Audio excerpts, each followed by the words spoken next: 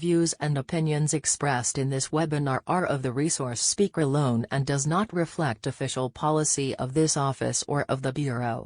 We are open to contrary views and opinions. Just reach us out or post them in the comment section. Previously, on our 39th episode of Online Kapihan sa BLGF7, ikonsulta mo kay Atty. Tanyeka, we have showcased to you the first part of our three-part series, a webinar on the legal precedents points of navigation featuring the Supreme Court case NGCP versus Ofelia M. Oliva, with no less than, as our resource speaker, with no less than Miss Ofelia M. Oliva herself, then designated as OIC City Treasurer of Cebu City. On our first part of webinar three-part series, Mrs. Ofelia M. Oliva emphasized a good quality knowledge and skills that the local treasurer must have. In a way, Mrs. Oliva motivated us to become a good local treasurer and to be better in navigating in the local treasury and assessment operations. First, Mrs. Oliva emphasized that a good treasurer must be capable of handling figures and cash. Second, he must have an orderly mind and methodical way of thinking. He or she must have experience also in dealing with large sums of money and budgets, and she or he must have experience of financial control and budgeting. Further, Mrs. Oliva emphasized that a good local treasurer must have an eye for detail and be available to be contacted for ad hoc advice. A good local treasurer must have also a financial qualification or relevant experience, and a good communication and interpersonal skills, and a good local treasurer must have the ability to ensure decisions are taken and follow up. Ladies and gentlemen, in this second part of our three-part webinar series, the NGCP versus Ofelia M. Oliva case, Mrs. Oliva will now direct us to the specific legal provisions of the local government code that will help us in navigating through the local treasury and assessment operations. May buntag, mga ka-assessors, mga treasurers sa Central Visayas. Good morning sa ating mga viewers nationwide. Good morning mga ka-online kapihan sa BLGF7. Welcome to our 40th episode. And this is the second series of a third series in the Splice webinar on legal precedents points of navigation with our guest speaker, no other than Mrs. Oliva. So we deemed it proper that we'll have it live and posted in our Facebook because of the popular demand from our viewers who were not able to attend during the webinar. So in this age of social distancing amidst COVID-19, engagement and enabling our local treasurers and assessors through change makes work, not just work, but well work. Okay, so sit back, relax, and be motivated with our episode for this morning. So thank you so much. God bless everyone. Let's now go to the NGCP case. But before I discuss the National Grid Corporation of the Philippines versus myself, this dalawa ito ha, Government Report number 213157 and 213158. No, when it reached the Supreme Court, naging dalawa na ito.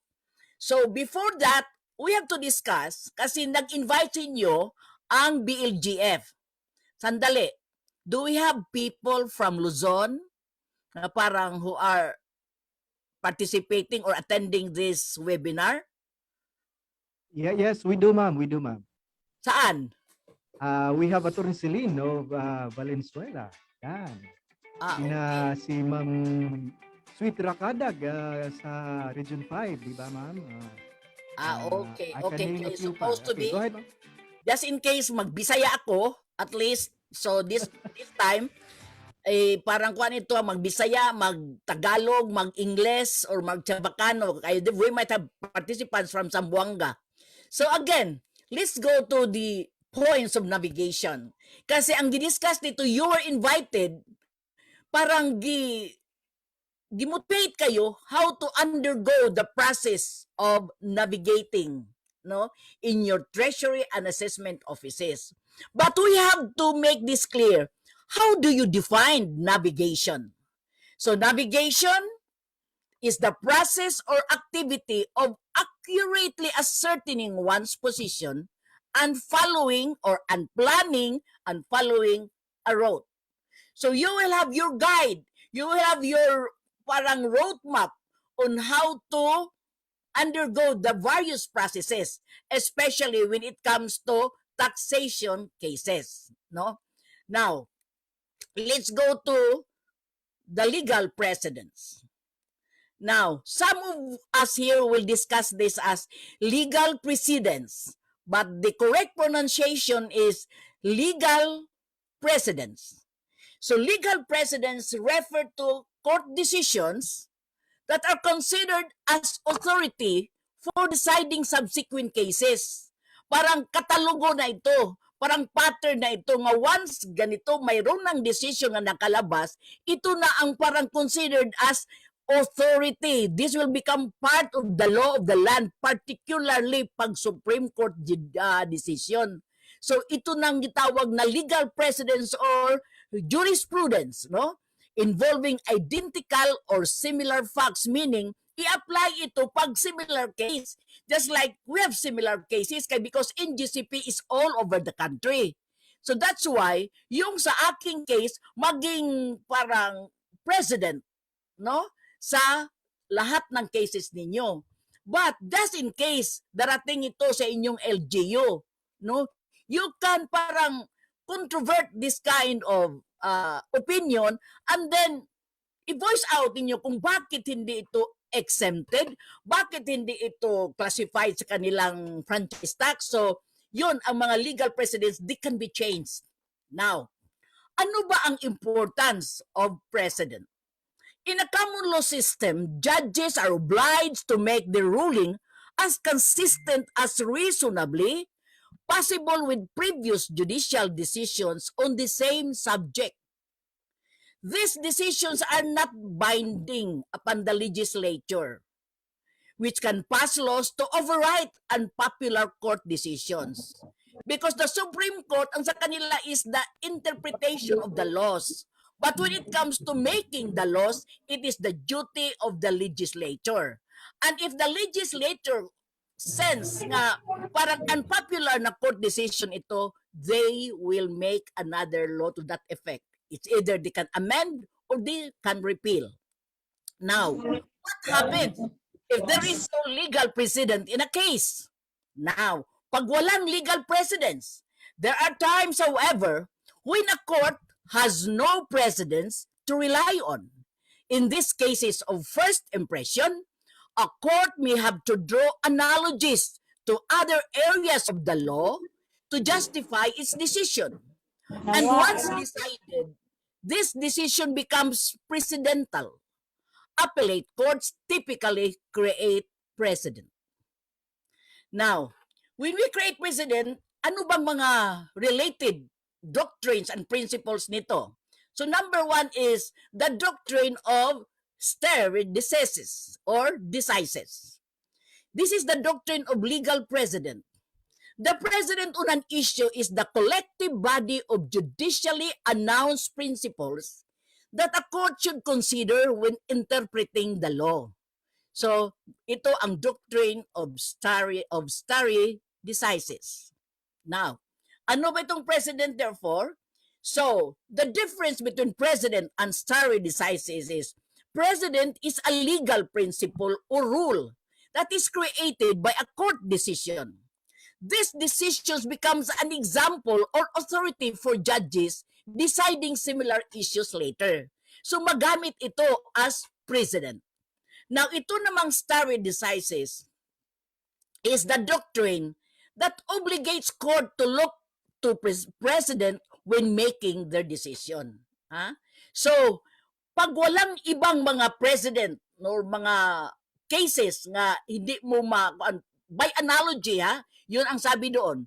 So, stare decisis is the doctrine that obligates court to look to precedent when making their decisions. That's why, ma-mention yung mga cases, NGCP versus Ofelia Oliva, City NGCP versus Camarines Sur versus the City of Butuan. So ganon. So they have to make their decision based on legal precedents. Now, let's talk about jurisprudence. Now, jurisprudence, the philosophy, science and study of law, and decisions based on the interpretation thereof. The study of jurisprudence is not only limited to the development and evolution of law. It helps them better understand the fundamentals of the law and help them figure out the actual rule of law. The lawyer and judges can use jurisprudence as a guide to correctly interpret certain laws that require interpretations. So another doctrine I would like to discuss this with you because this can be used on the cases. I will cite mga doctrines and principles that can be used in deciding the NGCP versus myself. So, we have number 1 is the doctrine of caveat emptor. Ano itong doctrine of caveat emptor? This is let the buyer beware. Let this concessionaire beware. Meaning to say, you don't have to rush in purchasing a certain real property. No? Why? You have to parang yung tawag na parang magaw muna tayo ng parang anong inspection, yung examination, no? Because a caveat emptor, it is a doctrine that often places on buyers the burden to reasonably examine property before purchase and take responsibility for its condition, especially applicable to items that are not covered under the strict warranty. Now, so this is caveat emptor, be wary. In the absence of a warranty, the buyer should take care what he is buying and assumes the risk of the quality of the product. Meaning, you did not exercise prudence in examining that product, especially pag walang warranty, is kasalanan mo na yun because of the caveat emptor. Kung nakuha mo yung isang property na hindi pa bayad ang taxes, sinong kasalanan? Sa treasurer ba? Sa assessor ba? Kasalanan mo yan. Nga, kung sana is pay first yung mga obligations niyo, ang prior taxes na due to you. Because we are not willing to assume the responsibility. Because in this concession agreement, ganito ang para bang we have decided na itong gagawin natin. So, that is another. Caveat emptor is buyers beware. Now, why is caveat emptor important? Now, caveat emptor is a fundamental principle in commerce and contractual relationship. It is a mutually binding contract between a buyer and a seller. If the buyer fails to perform the necessary actions, he or she will not be entitled to any remedies for the damage in case the purchased product showed significant defects. So, now, what is the opposite of caveat emptor? We have caveat venditor. Let the seller beware. Dito, ngayon na is, ang seller na ang mag-beware, caveat venditor. Let the seller beware. This principle cautions that the seller is responsible for any problem that the buyer might encounter with a service or product, especially pag mayroong warranty. So, beware, seller. So, we have also yung bang caveat lector. So, ngayon this is now your para bang chance na whatever you have read dito sa aking presentation is caveat lector. Let the reader beware. I might be wrong or I might be right. But anyway, I feel nga parang palagi akong tama.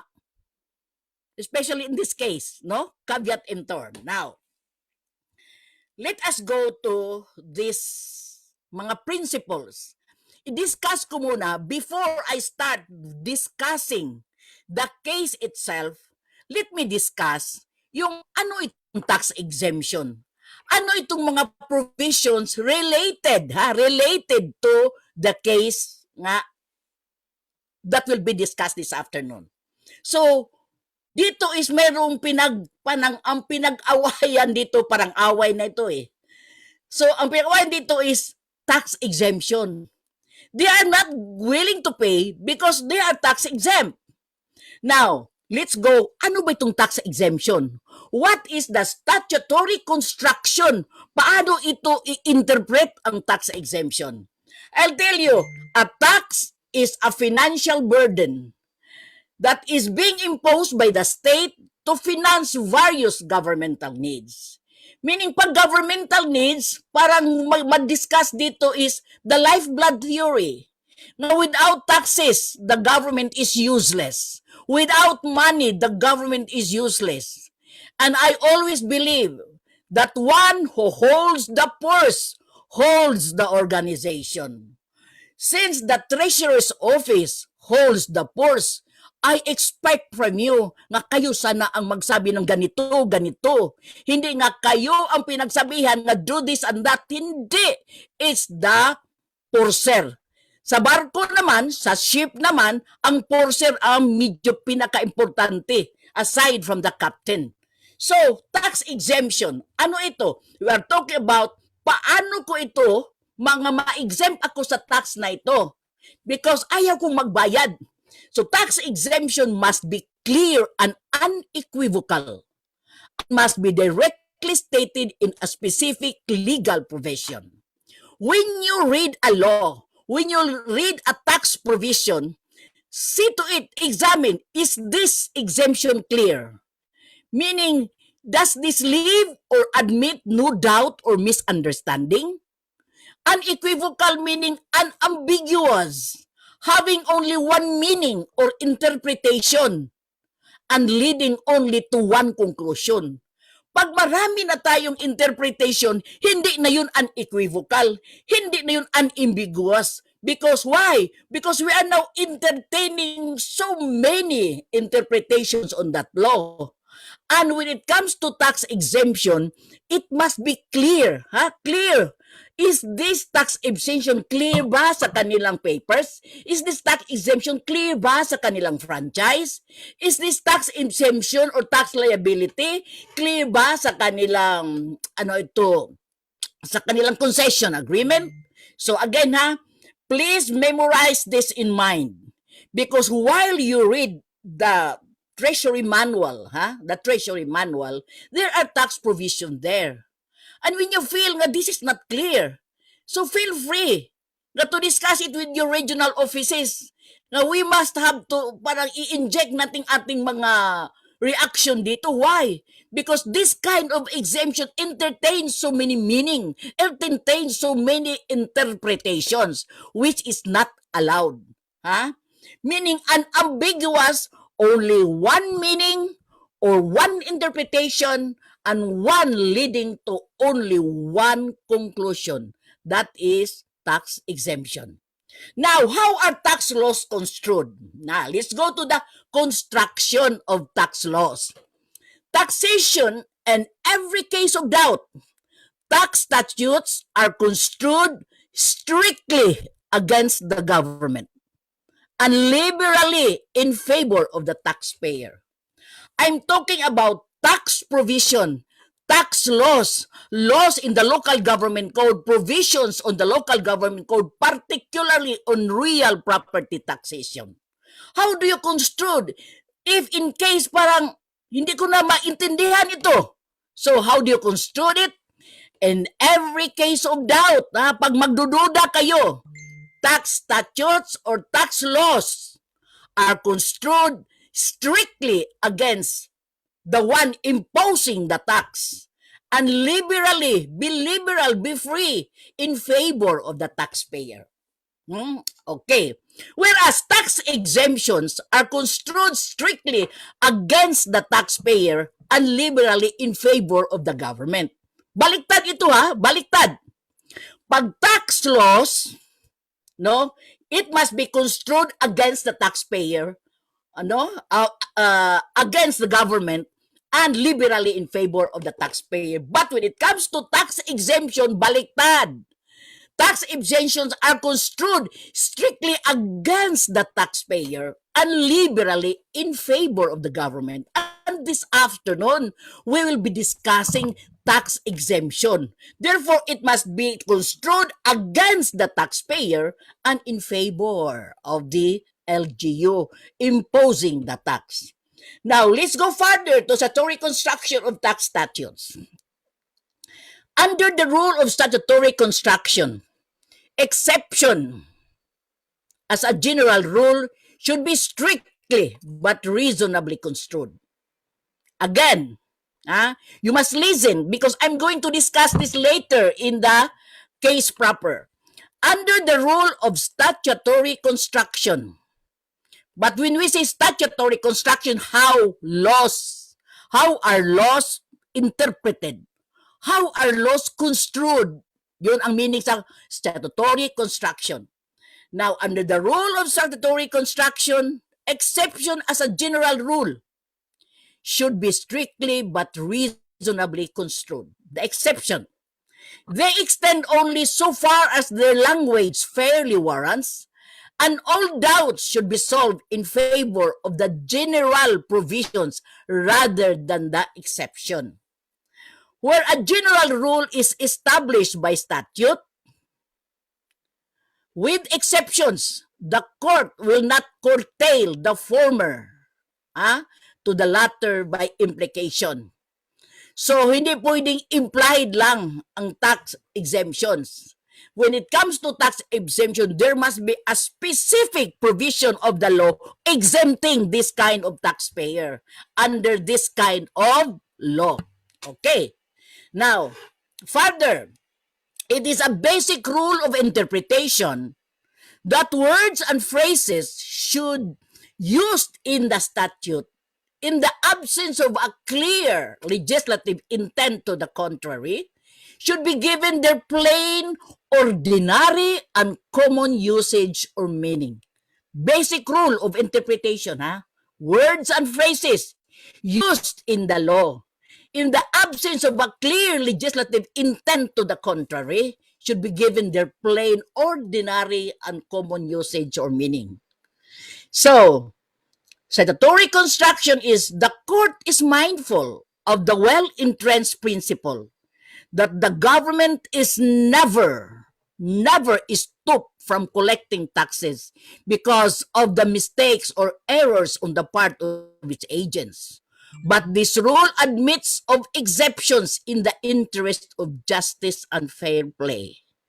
That's why way back in 2002, I recomputed. This is just an example of this kind of construction. Way back in 2002, while I was designated as City Treasurer of Cebu, I recomputed all real property taxes because I feel there was a mistake in the computation from 1994 until 2002. So, marami nang nagreklamo. Ma'am, you have issued tax clearance. Your office has already issued tax clearance, meaning cleared na kami sa aming real property taxes. And now you are here, you are trying to collect again and again kung nagkamali ang aking predecessor. Meaning to say, I am not bound by the mistakes or errors on the part of my predecessor.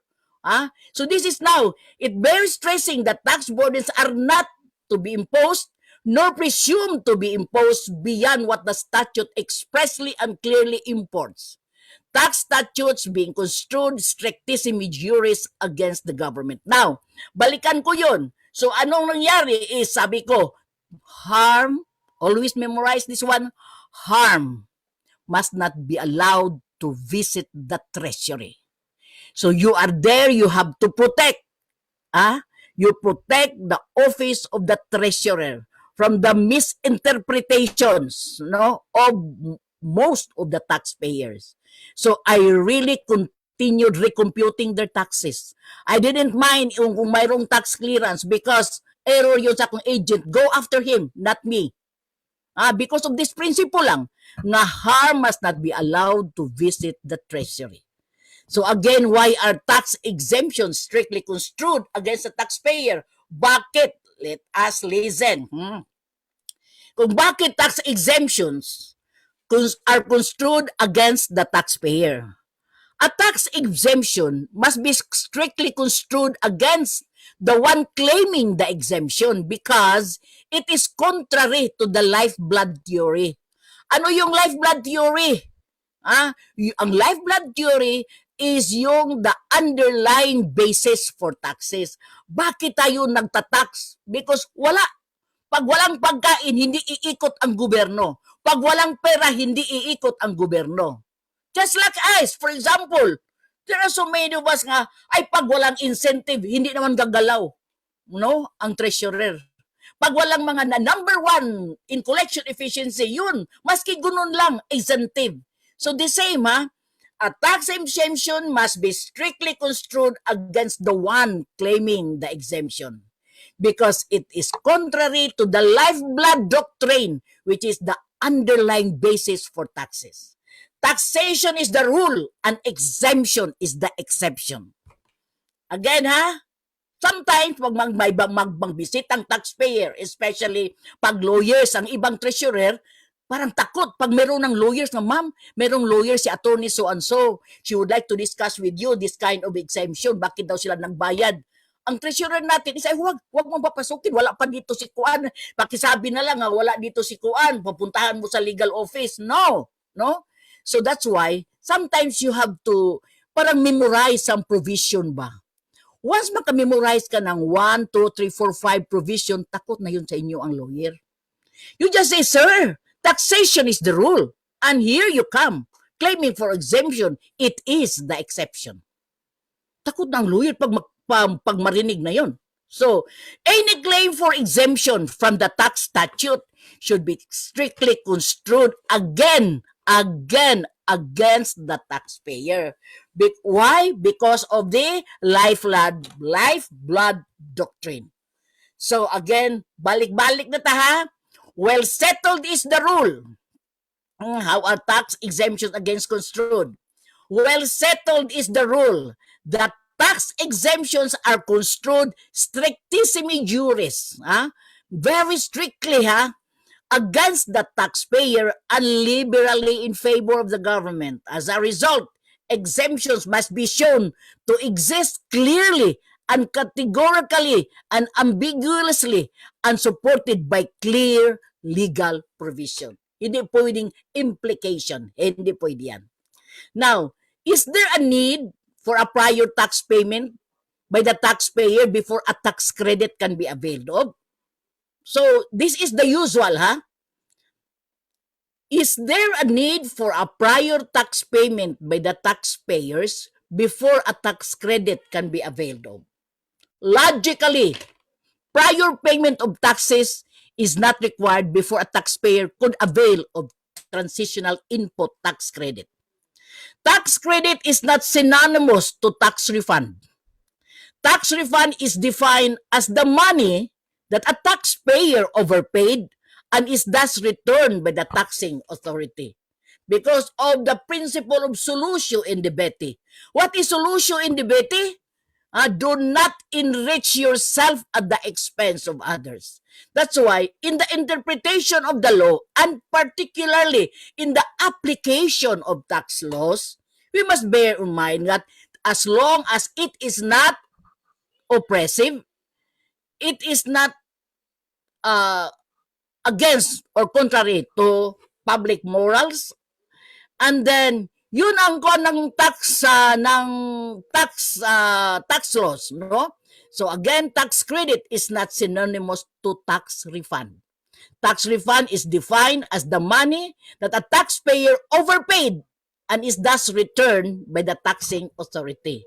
In this case, was there overpayment from NGCP? We will discuss later. Can the government tax itself? I'll tell you, this is much related to the case. Can the government tax itself? You must know if the government can tax itself. Pag magsabi kang hindi pwede or pwede, at least you will be able to para bang analyze kung ano itong kaso na ito.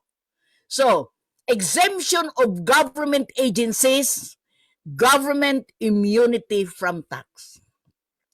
This is a self-imposed practical limitation that the government does not tax itself.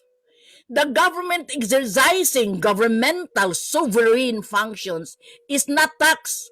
He is just performing governmental functions ang gobyerno. So therefore, it is not to be taxed. But there is a but there, or exception. But when the government agency exercises proprietary functions, taxation is the rule. Example, SRP, the Southern Reclamation Project of Cebu City. Is it taxable?